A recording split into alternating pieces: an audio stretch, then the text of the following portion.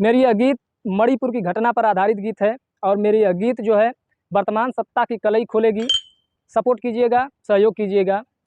कि मणिपुर में ई घटना बेकार भइल, अरे मणिपुर में ई घटना बेकार भइल, इज्जत शर्मसार भइल ना हो। मणिपुर में ई घटना बेकार भइल, इज्जत शर्मसार भइल ना।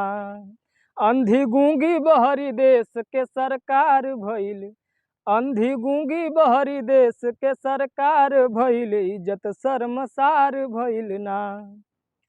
कौनो घर में आग लगावे कौनो नंगा दौड़ावे, कौनो घर में आग लगावे कौनो नंगा दौड़ावे, कौनो कौनो छाती पे रखे हाथ कौनो खींचत हुए बाल।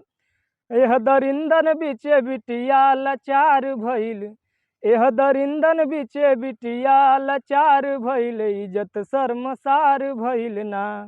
अंधी गूंगी बहरी देश के सरकार भइल, बिटिया लाचार भइल ना। अरे कि कैसन हौआ चौकीदार नाही रुके अत्याचार, हौआ बहुते बड़का झूठा कैसन शासन बा तोहार। त काहे मौन आज दिल्ली दरबार भइल, त काहे मौन आज दिल्ली दरबार भइल, इज्जत शर्मसार भइल ना। त अंधी गूंगी बहरी देश के सरकार भइल, अंधी गूंगी बहरी देश के सरकार भइल, इज्जत शर्मसार भइल ना। आ तोहके लौकेला विदेश इहवा जरे अपन देश, तोहके लौकेला विदेश इहवा जरे अपन देश। नइखे तोहके बा फिकर रोज बदलत हउआ भेष, नाही तोहके बा फिकर रोज बदलत हउआ भेष। मुहवा काला काहे नाही तोहार भइल, मुहवा काला काहे नाही तोहार भइल, इज्जत शर्मसार भइल ना। अंधी गूंगी बहरी देश के सरकार भइल, इज्जत शर्मसार भइल ना।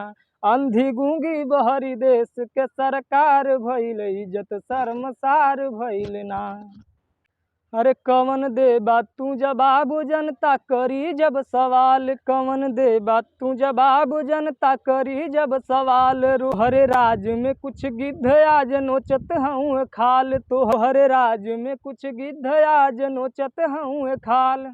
पूरा गिद्धन से भरल सरकार भइल, इज्जत शर्मसार भइल ना। अंधी गूंगी बहरी देश के सरकार भइल, इज्जत शर्मसार भइल ना।